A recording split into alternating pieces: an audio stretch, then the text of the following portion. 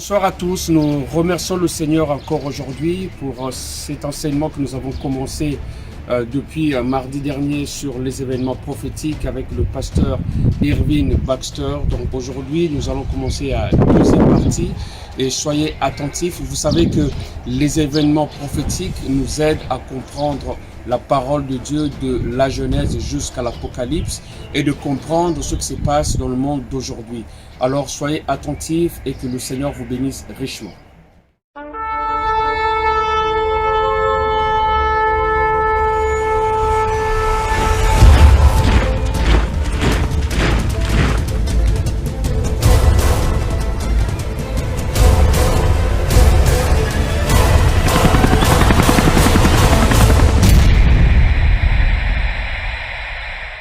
Dis-nous, quand cela arrivera-t-il et quel sera le signe de ton avènement et de la fin du monde? La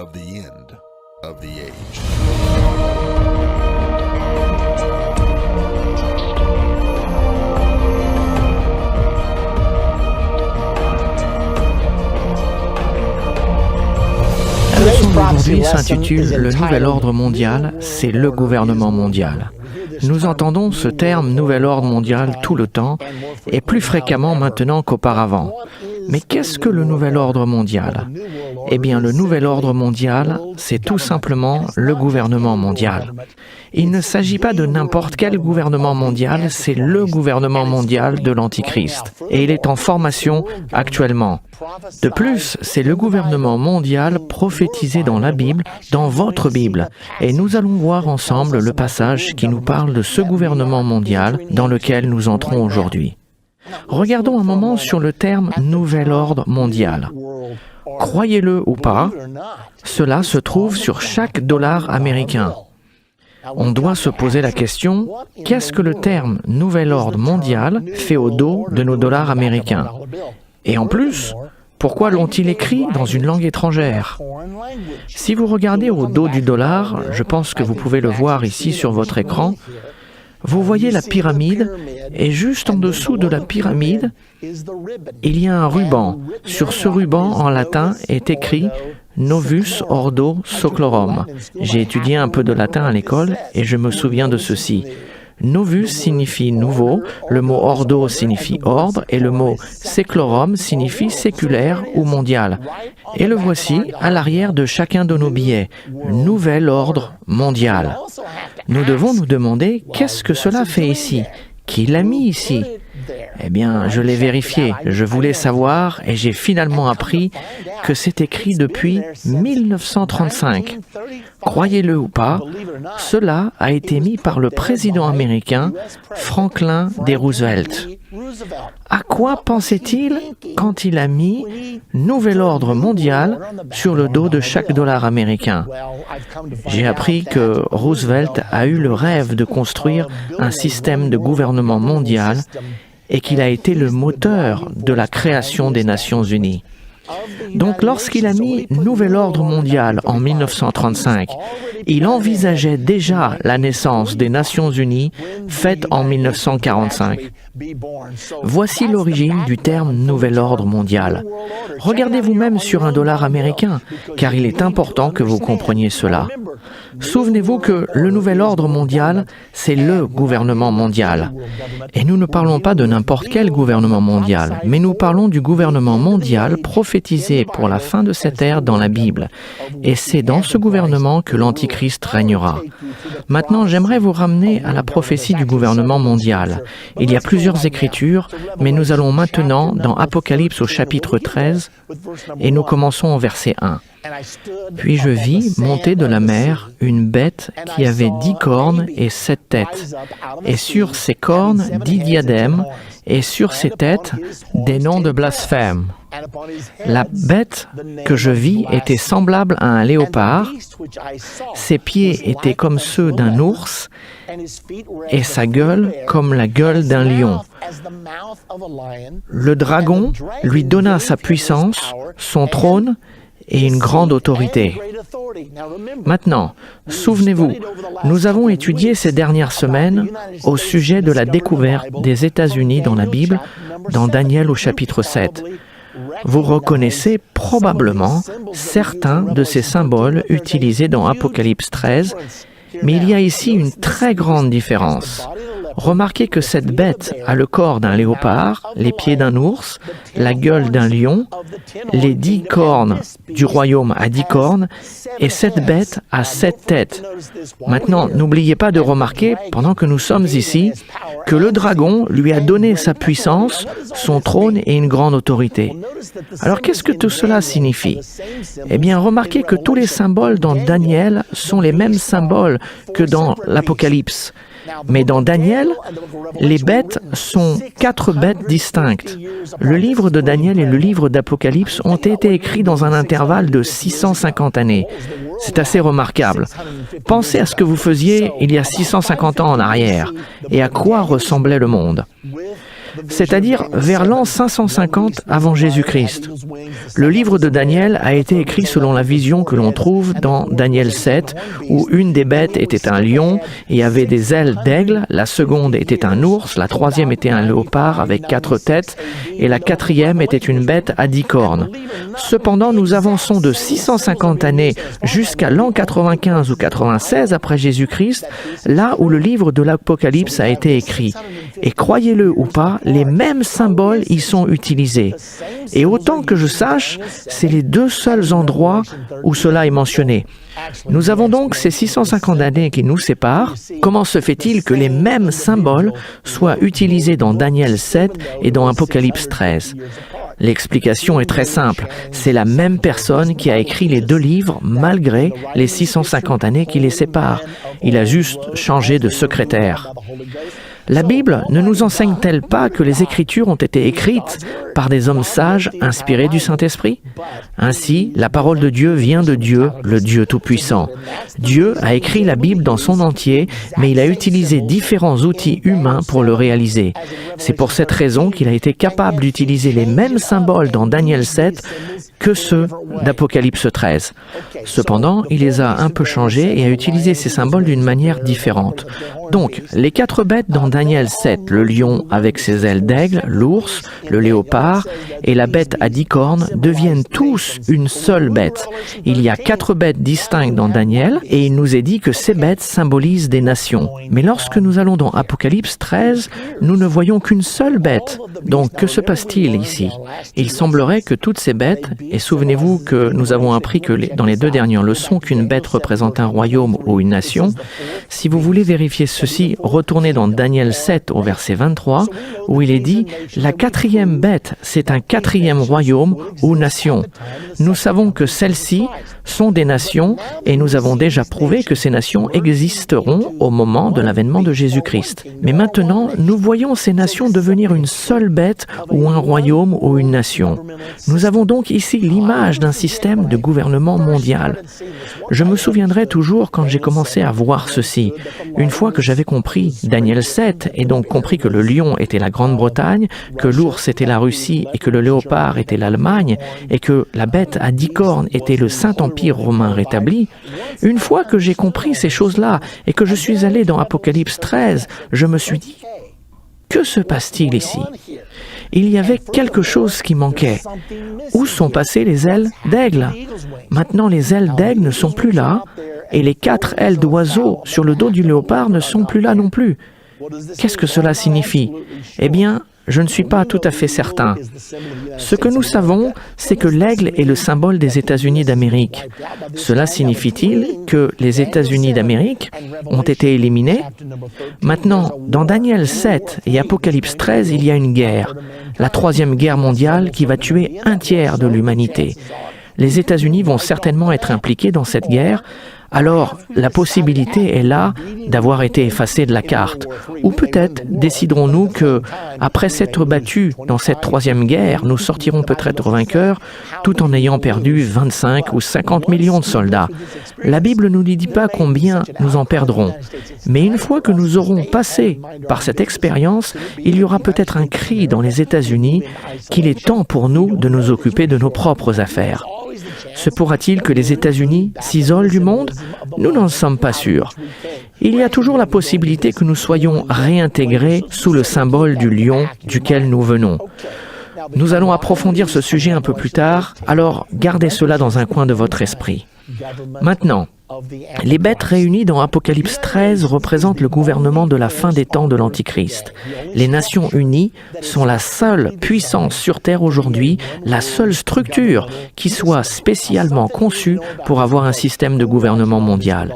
Il y a une chose que vous devez savoir à ce sujet, car nous regardons tout cela se développer actuellement. Nous entendons des mots comme mondialisation, nouvel ordre mondial. Alors, est-ce une bonne chose ou est-ce une mauvaise chose? Qu'est-ce qui est vraiment derrière tout cela? Apocalypse 13, verset 2, nous dit que le dragon a donné à cette bête son trône, sa puissance et une grande autorité. Qui est le dragon? Retournons 5 ou 6 versets en arrière dans la Bible, chapitre 12, verset 9 nous le dit. Nous n'avons pas à le deviner. Il nous dit clairement que le dragon est l'ancien serpent, le diable et Satan. Donc c'est Satan qui donnera son trône, sa puissance et sa grande autorité à ce gouvernement mondial de la fin des temps. Alors comprenez bien ce message. Le gouvernement mondial en formation aujourd'hui, le processus de la mondialisation, le nouvel ordre mondial, tout cela vient du diable. C'est inspiré par Satan. Vous êtes déjà posé la question, comment tout cela coïncide-t-il? Il semblerait qu'ils ont une puissance sur les médias, sur les systèmes bancaires, sur les systèmes politiques dans le monde. On se demande qui est le cerveau qui coordonne tout cela? Eh bien, la réponse est juste là dans Apocalypse 13 au verset 2. Le dragon, le diable ou Satan a donné à la bête, cette bête du gouvernement mondial, son trône, sa puissance et sa grande autorité. La Bible nous dit au verset 3, « Et je vis l'une de ces têtes comme blessée à mort. » Souvenez-vous que cette bête a 7 têtes. Mais sa blessure mortelle fut guérie. Remplie d'admiration, la terre entière suivit la bête. Pourquoi cette bête a-t-elle 7 têtes? Parce que c'est la combinaison parfaite des 4 bêtes dans Daniel 7, à l'exception de l'aigle qui ne se trouve plus là. Donc comptons les têtes dans Daniel 7. Nous en avons une pour le lion, une pour l'ours, 4 pour le léopard et une pour la bête à 10 cornes. 7 têtes. Donc cela nous montre tout simplement que toutes les nations, la Grande-Bretagne, la Russie, l'Allemagne et le Saint-Empire romain rétabli, connu actuellement en tant que l'Union européenne, s'uniront ensemble et toutes ensemble formeront le gouvernement mondial de l'Antichrist de la fin des temps, le nouvel ordre mondial. Maintenant, remarquez ce qui est dit. Cela va devenir très populaire et le monde entier suivra cette bête du nouvel ordre mondial, du gouvernement mondial. La plupart des gens vont penser que c'est l'une des meilleures choses qui ne soit jamais arrivée. Maintenant, une autre chose que nous devons savoir, au chapitre 13 et au verset 5, il est dit « Et il lui fut donné une bouche qui proférait des paroles arrogantes et des blasphèmes. Cette bête à 7 têtes et à 10 cornes recevra une bouche. » Nous savons depuis d'autres écritures que cette bouche sera la bouche de l'Antichrist, le dirigeant mondial qui régnera pour une courte période de temps, juste avant l'avènement de Jésus-Christ et juste avant la bataille d'Armageddon. Notez qu'il est dit juste après dans Apocalypse 13, 5 que la puissance a été donnée à la bête. Et la bouche qui prononçait des paroles arrogantes lui fut donnée d'agir pendant 42 mois. Le règne de l'Antichrist sera donc de 42 mois. Je sais que certaines personnes enseignent que cela durerait 7 ans, mais cela n'est pas un point très important. Mais ici, il est dit qu'il régnera 42 mois.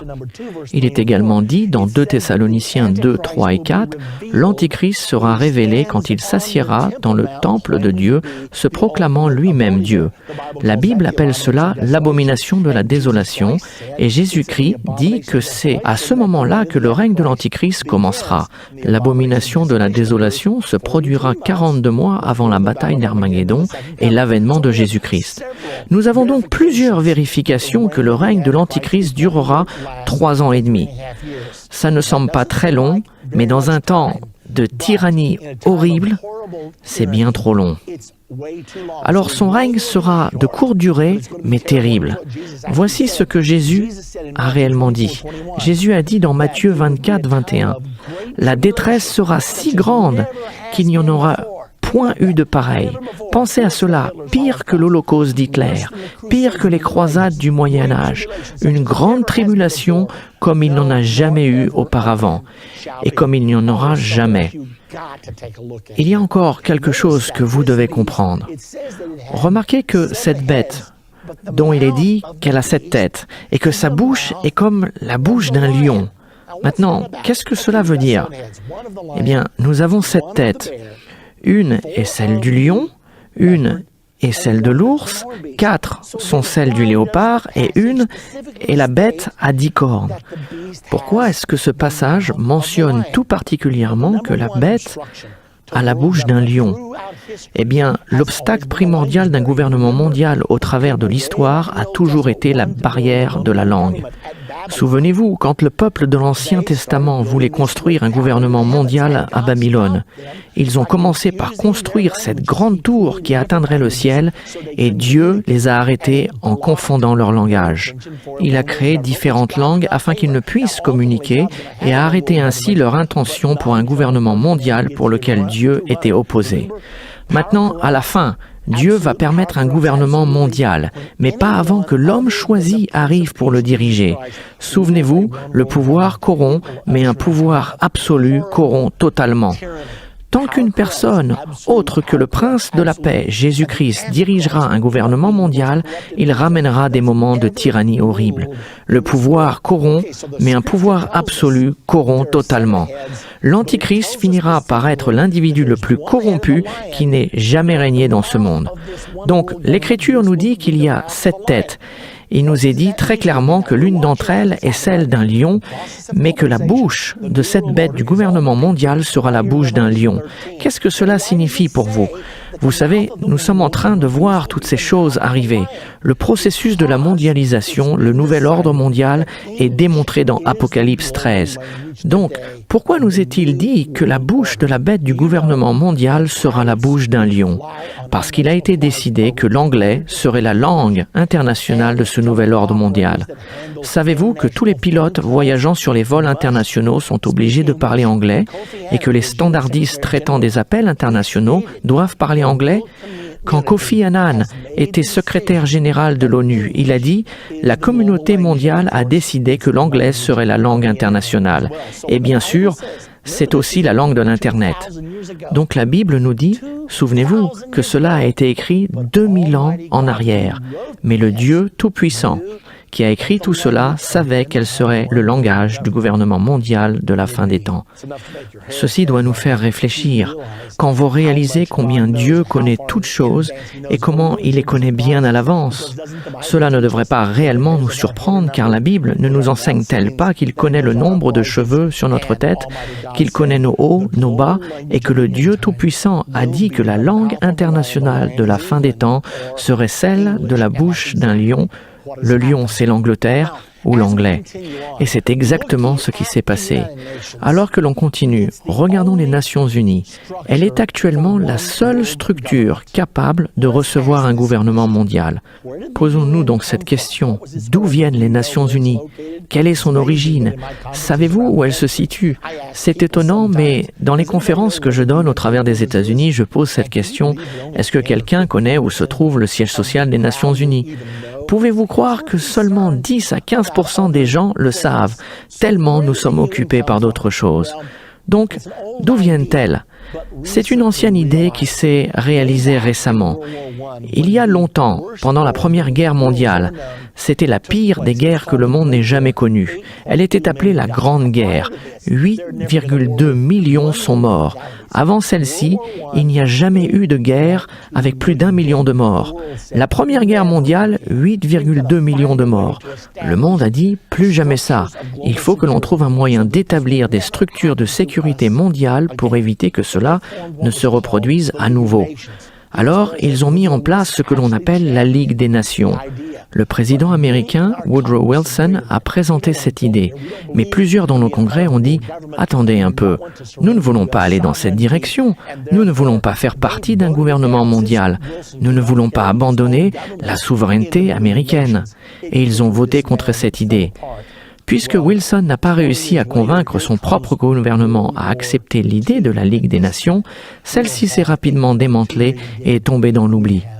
Eh bien, 20 ans plus tard, voici la Deuxième Guerre mondiale. Et cette fois-ci, nous n'avons pas 8,2 millions de morts, mais 52 millions. Mettez bien cela dans votre esprit. Pouvez-vous imaginer, pendant 6000 ans d'histoire humaine, il n'y a eu aucune guerre de plus d'1 million de morts. Et nous arrivons à l'ère de la découverte du XXe siècle, et nous avons la Première Guerre mondiale avec 8,2 millions de morts, et la Deuxième Guerre mondiale avec 52 millions de morts. À la fin de la Deuxième Guerre mondiale, le cri pour la sécurité mondiale résonnait plus fort que jamais. Et Franklin D. Roosevelt y croyait bien avant, car il avait déjà fait mettre en 1935 le terme « nouvel ordre mondial » à l'arrière de chaque dollar américain. Donc il était prêt, il était préparé pour cela. Souvenons-nous de ce qui s'est réellement passé après la Deuxième Guerre mondiale. L'Europe s'est unifiée. Adolf Hitler a déclenché ce conflit horrible sur l'Europe, sur Staline, Churchill et Roosevelt. Staline étant la tête de l'Union soviétique, Churchill la tête de la Grande-Bretagne et Franklin D. Roosevelt le président des États-Unis. Ils se sont réunis à Yalta. La guerre était sur le point de s'achever, divisant l'Europe. Mais à ce moment-là, Franklin D. Roosevelt était sur le point de mourir. Il est d'ailleurs mort 10 semaines plus tard. Par conséquent, il s'appuyait fortement sur ce jeune diplomate qui dirigeait la majeure partie des négociations pour Roosevelt. Il était à Roosevelt ce que Henry Kissinger est devenu pour le président Nixon. Il était le négociateur pour les États-Unis d'Amérique et il a perçu l'imagination de Staline, de Churchill et de Roosevelt qui l'ont convaincu d'écrire cette nouvelle charte, cette structure de gouvernement mondial appelée les Nations Unies.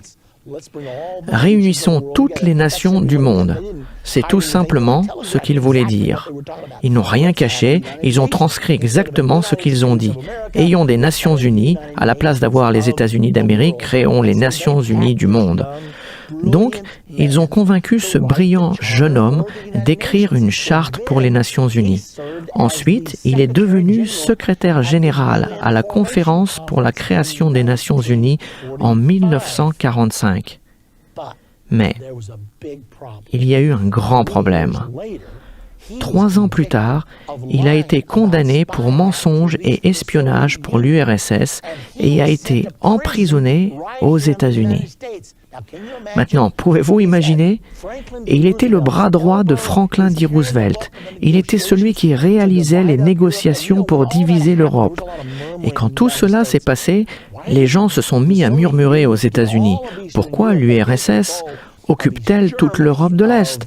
Elle contrôlait l'Allemagne de l'Est, la Roumanie, la Yougoslavie et tous les pays de l'Est, la Pologne, la Tchécoslovaquie, et les gens murmuraient, jusqu'au point où tout le monde était tellement fatigué de se battre qu'ils ont dit « Peu importe, ça sera comme ça sera ». Eh bien, ce n'est pas si étonnant que l'Union soviétique ait tant reçu à Yalta. Car si vous avez votre homme qui dirige les deux côtés de la négociation, il est évident que vous obtiendrez faveur. Voilà ce qui s'est réellement passé avec M. Alger Hiss. Si vous voulez en savoir davantage sur son sujet, il y a plusieurs livres écrits sur lui. Certains sont vrais et d'autres le sont un peu moins. Cependant, il a été en prison car il a été prouvé qu'il a menti au sujet des activités d'espionnage. Il n'est pas allé en prison pour espionnage car il y avait prescription, mais ils étaient si déterminés à le ramener en justice qu'ils l'ont mis en prison pour faux témoignages. Maintenant, quand M. Hiss a dessiné les Nations Unies, il les a dessinées pour être une union mondiale de républiques socialistes. Si vous ne le croyez pas, regardez plutôt ici. Nous avons l'emblème de l'Union soviétique. C'est un globe avec 2 gerbes de blé, un marteau et une faucille superposées sur le globe. L'emblème des Nations Unies est un globe avec 2 branches d'olivier qui ressemblent étrangement aux 2 gerbes de blé. Par contre, il n'y a ni marteau ni faucille. Cela aurait paru un peu trop évident en 1945. Il les a donc laissés pour plus tard.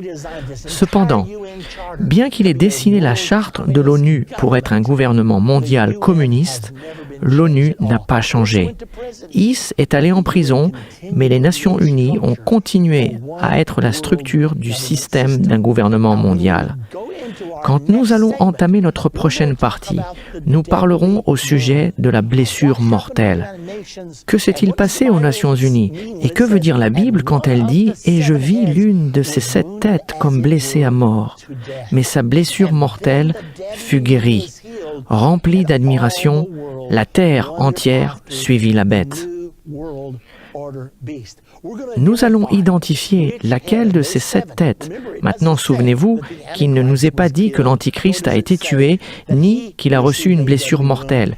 Il est dit qu'une des 7 têtes de cette nouvelle bête du gouvernement mondial a été blessée à mort, et que sa blessure mortelle fut guérie. Nous allons donc découvrir laquelle des 7 têtes de cette bête du gouvernement mondial a été blessée. Vous allez être stupéfaits quand vous découvrirez comment la blessure a été guérie et que le résultat est le nouvel ordre mondial, ce gouvernement mondial qui a été prophétisé dans la Bible. Alors, ne ratez pas notre prochaine partie de comprendre la fin des temps. Il vous est nécessaire de comprendre cela car vous vivez ces choses en ce moment.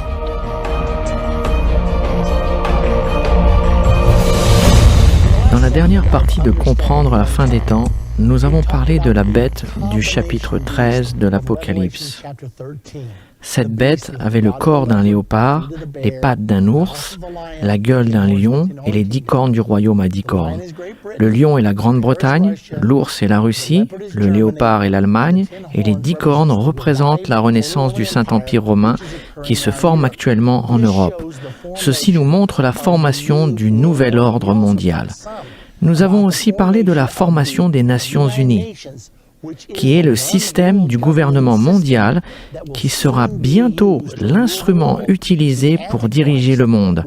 L'Antichrist dominera les Nations Unies et utilisera ces structures pour établir son gouvernement mondial qui a été prophétisé. Maintenant, réfléchissons à ce qui s'est passé. Après la création des Nations Unies en 1945, tout n'a pas fonctionné exactement comme prévu. Ce qui s'est produit, c'est que l'Union soviétique avait tellement reçu de l'Europe à la suite de Yalta et à la suite d'Alger-Is qu'il y eut beaucoup de tensions. De plus, la Russie a tenté de gagner par la paix ce qu'Adolf Hitler n'a pas réussi à gagner par la guerre. Et il semblerait pendant un moment que la Russie allait régner sur toute l'Europe et que le communisme allait dominer toute l'Europe. Afin d'éviter ceci, les États-Unis d'Amérique ont mené les puissances occidentales à joindre l'OTAN, l'organisation du traité de l'Atlantique Nord. C'était une alliance militaire pour contrer le pacte de Varsovie qui était le bloc communiste de l'Europe de l'Est. Eh bien, les Nations Unies sont devenues maintenant très inefficaces en raison de la guerre froide. Voici ce qui s'est réellement passé. Les États-Unis avaient reçu le droit de veto à la formation des Nations Unies. Les membres du Congrès n'avaient pas consenti à approuver une structure d'un gouvernement mondial à moins que les États-Unis aient le droit de veto absolu. Quand les États-Unis ont obtenu le droit de veto, la Grande-Bretagne, la France, la Chine, l'URSS ont voulu également leur droit de veto. Toutes les nations vainqueurs de la Deuxième Guerre mondiale ont reçu leur droit de veto. Elles ont formé ce que l'on appelle les 5 grands, les 5 membres permanents du Conseil de sécurité de l'ONU, et c'est là où se trouve le vrai pouvoir. Ainsi, elles peuvent utiliser leur veto sur presque tout ce que cette structure de gouvernement mondial déciderait de faire. C'est la raison pour laquelle ils ont réussi à avoir l'approbation du Congrès. Sans cette concession, ce ne serait pas arrivé. Remarquez ici dans Apocalypse 13 au verset 3. « Et je vis l'une de ces têtes comme blessée à mort. » Nous avons parlé des 7 têtes, une tête pour le lion, une tête pour l'ours, 4 pour le léopard et une pour la bête à 10 cornes. Cette écriture intéressante du verset 3, « Et je vis l'une de ces têtes comme blessée à mort, mais sa blessure mortelle fut guérie. Remplie d'admiration, la terre entière suivit la bête. » Souvenez-vous bien de ceci. Il n'est pas dit que la bête a été tuée. Il n'est pas dit que l'Antichrist a été tué et qu'il est ressuscité. Il est dit qu'une des 7 têtes a été blessée à mort. Il est impossible de savoir laquelle des têtes ou ce que cette blessure mortelle signifie vraiment sans savoir ce que représentent les têtes. Retournons en arrière et récapitulons. Rappelez-vous, toutes les têtes de Daniel 7 se sont retrouvées ici. Il y avait 7 têtes dans Daniel 7 et toutes ont été ramenées dans cette nouvelle bête, la bête du gouvernement mondial de l'Apocalypse 13. Nous avons donc une tête pour le lion, une pour l'ours, 4 pour le léopard et une pour la bête à 10 cornes. Donc quelle tête a été blessée à mort ? Après la Deuxième Guerre mondiale, les Alliés s'étaient réunis, la Russie, la Grande-Bretagne et Franklin D. Roosevelt. Et ils ont déclaré « Il y a un défaut fondamental au cœur de l'âme allemande. Ils n'arrêtent pas de nous plonger dans la guerre franco-allemande de 1870, la Première Guerre mondiale, la Deuxième Guerre mondiale. Nous devons faire quelque chose pour nous assurer que ceci ne se produise plus jamais. » Ainsi, ils ont décidé de couper l'Allemagne en deux. Ils ont créé l'Allemagne de l'Est et l'ont placée sous l'influence communiste et sous l'Union soviétique, et ils ont créé l'Allemagne de l'Ouest et l'ont placée sous l'influence des Alliés. En faisant ceci, ils ont réduit ces deux nations allemandes au point où elles n'avaient pas suffisamment de population ou de puissance financière pour menacer la paix mondiale. À ce moment-là, les gros titres ont déclaré « L'Allemagne est morte, elle ne se relèvera plus ». Ce n'est pas tout ce qui s'est passé, car quand la réalité du communisme s'est installée en Allemagne de l'Est et en Europe de l'Est, beaucoup de gens de l'Europe de l'Est ont dit « Nous voulons nous éloigner de la tyrannie communiste ». Et ils ont commencé à fuir vers l'Allemagne de l'Ouest et l'Europe occidentale. C'est là que l'Union soviétique a décidé de construire le 14 août 1961 le mur de Berlin, ce mur de 46 km de long divisant Berlin-Est de Berlin-Ouest. Ils ont aussi mis en place le rideau de fer et des postes de guet à travers l'Europe, séparant l'Europe de l'Est de l'Europe de l'Ouest. Ils n'ont pas seulement divisé l'Europe, mais plus particulièrement l'Allemagne. Ainsi, l'Allemagne a été coupée en deux. À ce moment particulier, il y avait beaucoup de choses intéressantes dites à ce sujet. La guerre froide faisait rage et je regardais cette nouvelle bête. Je n'oublierai jamais en 1968, alors que j'assurais des réunions à Hobart, Indiana, pendant un ensemble de réunions de réveil, je suis allé à la librairie. Il n'y avait pas d'Internet à ce moment-là, donc il fallait acheter des livres, des magazines, des journaux pour se tenir au courant. J'étais en train d'étudier le chapitre 13 de l'Apocalypse, les versets 1 et 2, qui montraient la Grande-Bretagne, la Russie, l'Allemagne et toutes les nations de l'Europe réunies, et je me suis dit, cela n'est pas possible. Nous allions nous coucher chaque soir craignant qu'ils appuient sur les boutons et fassent sauter le monde. La Grande-Bretagne et la Russie étaient des ennemis farouches. C'était l'Est contre l'Ouest. C'était le sommet de la guerre froide. Je l'ai vu dans la Bible et je me suis dit, Seigneur, on dirait que toutes ces puissances vont se joindre à ce gouvernement mondial de la fin des temps. Mais en 1968, cela apparaissait absolument impossible. Le conflit concernant la réalisation du rideau de fer et la construction du mur de Berlin était si amer. Et bien sûr, l'Union soviétique avait mis en quarantaine et boycotté Berlin et nous devions approvisionner Berlin par avion, le fameux pont aérien de Berlin. Donc, il y avait un énorme conflit. Beaucoup de gens pensaient que l'Union soviétique et les États-Unis partiraient en guerre.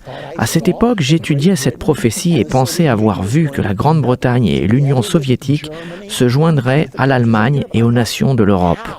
Je me suis demandé comment cela pourrait arriver. Le 29 mars 1968, je suis allé à la librairie et j'ai regardé le magazine Life du 29 mars 1968. Et j'ai vu sur la couverture 3 superpuissances et demie pour gouverner le monde. Je venais de lire au sujet de cette nouvelle bête avec la gueule d'un lion, les pattes d'un ours, le corps d'un léopard et les 10 corps du royaume à 10 cornes. Je me suis dit, attends un peu, ce magazine Life, un magazine respecté, parle de 3 superpuissances et demie pour gouverner le monde. J'ai donc acheté le magazine, je suis rentré chez moi. Cet article était rédigé par George W. Ball, qui à cette époque était le secrétaire d'État des États-Unis d'Amérique. Et à ma grande stupéfaction, il suggérait dans le magazine Life exactement ce que j'avais lu dans la Bible. Mais je n'arrivais pas à réaliser que ce soit vrai. Alors que je lisais, voici ce qu'il disait. En ce moment, quand il existe suffisamment d'armements nucléaires pour détruire toute l'humanité, la faune et les animaux de la Terre plus de 25 fois. Maintenant, il suffit de le faire qu'une seule fois, et vous le savez. Mais il dit, nous possédons suffisamment de puissance nucléaire, ceci est en 1968, pour effacer toute vie de la planète 25 fois. Il a commencé à parler des divisions qui causeraient des tensions. Il a dit, d'une certaine façon, nous devons trouver une nouvelle structure mondiale qui nous débarrassera des terribles conflits qui menacent d'anéantir l'humanité. Il a donc proposé dans cet article que 3 superpuissances et demie gouverneraient le monde. Et ces 3 puissances étaient les États-Unis, l'Union soviétique, l'Union européenne et la demi-puissance était le Japon. Il a dit, si ces 4 puissances s'unissent, elles pourront assurer que les frontières restent en place. Nous ne tolérerons pas qu'une frontière soit encore déplacée et nous ne laisserons pas de petites puissances de 3e classe entraîner les 2 superpuissances nucléaires dans un conflit qui menacerait de détruire le monde. Alors que je lisais cet article, je me suis dit que ceci était pratiquement ce que j'avais vu dans la prophétie de la Bible, mais que cela ne pouvait pas être vrai. Il avait une section spéciale sur l'Allemagne et il a parlé de la division de l'Europe, le rideau de fer et plus particulièrement de la division de l'Allemagne et du mur de Berlin. Et à la page 89, il a dit la blessure, là où la division s'infecte comme une blessure faite par un couteau rouillé, celle-ci doit guérir un jour. J'ai pensé à cette écriture, l'une des têtes, la tête et le 3e Reich. Nous avons le 1er Reich, le 2e Reich et le 3e Reich, et maintenant le 4e Reich qui est en train de s'élever. Nous savons qu'une bête dans les prophéties bibliques représente une nation ou un royaume. Plusieurs têtes sur une bête représentent le nombre de fois que le royaume s'élèvera et tombera. Et j'ai pensé que si la 3e tête était celle qui avait été divisée quand le 3e Reich d'Hitler fut coupé en 2, quand la blessure mortelle sera guérie, cela causera au monde entier d'admirer la bête du gouvernement mondial. Et c'est alors que j'ai réalisé que le mur de Berlin allait jouer un rôle très important et que le mur de Berlin devait tomber. J'ai commencé à enseigner cela en 1968, que le mur de Berlin tomberait. Et que quand cela arriverait, ce serait le commencement du nouvel ordre mondial. J'ai publié mon premier livre, Un message pour le président, et j'ai écrit tout ce que je vous dis maintenant dans ce premier livre. J'ai déclaré que le mur de Berlin tomberait, c'était en 1986. Personne ne pensait que le mur de Berlin allait tomber. Mais 3 années plus tard, le 9 novembre 1989, il est effectivement tombé. Comment est-ce que j'ai su tout ceci? Grâce aux prophéties de la Bible. Maintenant, laissez-moi vous montrer d'autres citations. Le 14 août 1986, dans le journal USA Today, il a été déclaré dans cet article. C'était la commémoration du 25e anniversaire de la construction du mur de Berlin. Et le titre était « Mur de Berlin. L'Ouest est sombre, l'Est est en fête ». Mercredi, le 25e anniversaire du mur de Berlin a célébré son rôle unique, symbolisant les différences Est-Ouest, les briques et le mortier de la propagande des 46 km qui ne guériront jamais. Je l'ai lu et je me suis dit, on dirait qu'il s'agit des 3 superpuissances et demie pour gouverner le monde. La blessure mortelle qui ne guérit pas, la blessure du couteau rouillé qui ne guérit pas, et les voici se référant à la division de l'Allemagne et du mur de Berlin une fois de plus, et répétant que c'est une blessure. Et la Bible indique qu'une des têtes était blessée à mort. Souvenez-vous de l'article du magazine Life du 29 mars 1968? C'est exactement ce qu'ils avaient dit. Chaque côté peut se permettre de donner suffisamment de liberté à l'autre à l'extérieur de l'Europe, là où la division qui s'infecte comme une blessure de couteau rouillé doit un jour guérir. Puis le Dayton Daily News a dit le 20 avril 1989, « Nous sommes maintenant très proches de la chute du mur de Berlin. » Mikhail Gorbatchev avait surgi sur la scène mondiale en 1985, il avait capturé l'imagination du monde, il parlait de la liberté pour tous, nous ne savions pas s'il fallait le croire ou pas, et finalement l'article du Dayton Daily News a dit ceci, Gorbatchev doit maintenant faire tomber le mur.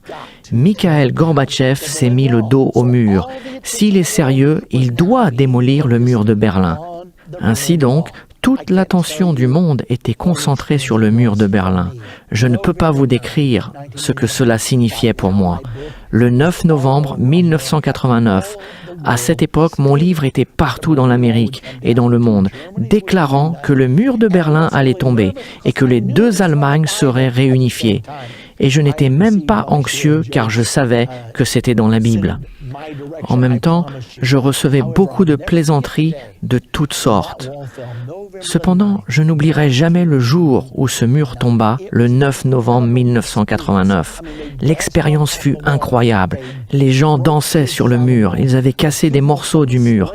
Les gens sous l'esclavage de l'Europe de l'Est communiste traversaient la frontière en masse. Ceux de l'Allemagne de l'Ouest les avaient accueillis et leur avaient donné à chacun $600 à dépenser. Ils faisaient la fête, ils klaxonnaient. Ce fut un moment incroyable. Le magazine Time a sorti un article dans son édition du 20 novembre 1989 qui portait le titre « Mur de la honte, 1961-1989 ». Ce fut l'évidence la plus palpable d'une profonde blessure dans la civilisation européenne qui est finalement partie. Il y a 2000 ans, dans la prophétie de l'Apocalypse 13, la Bible appelle la division de la troisième tête du léopard la blessure qui ne guérit pas. C'est une blessure mortelle, mais la blessure mortelle fut guérie. Maintenant, que s'est-il passé quand la blessure mortelle fut guérie? J'avais souligné dans mon livre que lorsque la blessure mortelle serait guérie, quand le mur de Berlin tomberait, que cela donnerait naissance au nouvel ordre mondial. Je n'avais pas pensé que cela arriverait si vite. Néanmoins, 20 jours après la chute du mur de Berlin, Mikhail Gorbatchev, George Herbert Walker Bush et le pape Jean-Paul II se sont rencontrés à Malte. À la fin des sommets, le 1er décembre 1989, ils annoncèrent la naissance du nouvel ordre mondial. Mon téléphone n'arrêtait pas de sonner. Comment le saviez-vous? Où le trouve-t-on dans la Bible? Que va-t-il se passer maintenant? Je devais juste leur dire que je le savais, car je l'avais vu dans ma Bible. Les prophéties ne sont-elles pas étonnantes? C'est étonnant ce que nous pouvons réellement voir quand nous réalisons ce que Dieu nous a donné de pouvoir comprendre. Monsieur Dick Cheney, qui a été très critiqué en raison de son rôle dans la présidence de George W. Bush, a fait une déclaration intéressante. Il avait été le secrétaire de la Défense sous la présidence George W. Bush père, George Herbert Walker Bush. Il était le secrétaire de la Défense à ce moment-là. Aujourd'hui, il est le vice-président. Mais en 1991, dans l'Indianapolis Star, du 29 septembre, écoutez ce qui a été dit. Monsieur Cheney expliquait pourquoi le traité de la réduction des armements fut signé. Il y avait une réduction massive d'armements et il l'expliquait dans l'Indianapolis Star. Il y a une bonne raison de prendre ces mesures maintenant. Le monde se trouve dans une nouvelle ère de promesses qui a commencé il y a 2 ans avec la chute du mur de Berlin. Il disait ceci en 1991 et il savait qu'une nouvelle ère de promesses avait commencé en 1989 avec la chute du mur de Berlin. C'était en fait la naissance du nouvel ordre mondial. Il faut que vous compreniez cela, car c'était publié par Merrill Lynch le 9 novembre 1999. Écoutez ce qu'il est dit. Le monde a 10 ans aujourd'hui. Bien évidemment, Merrill Lynch tentait de faire la publicité pour leurs services financiers, mais c'était surprenant ce qu'ils annonçaient. Ils disaient « Il est né quand le mur est tombé en 1989. Le monde venait de naître. Ce fut le début du nouveau monde, le nouvel ordre mondial. » Il n'est pas surprenant que la plus jeune économie, l'économie mondiale, cherche encore sa position. L'équilibre des pouvoirs qui stabilise les économies et qui vient seulement avec le temps. Beaucoup de marchés mondiaux se sont libérés tout récemment, gérés pour la première fois par les émotions des gens plutôt que par le point de l'État. De notre point de vue, ceci ne diminue pas la promesse faite il y a une dizaine d'années par la destruction d'un monde emmuraillé.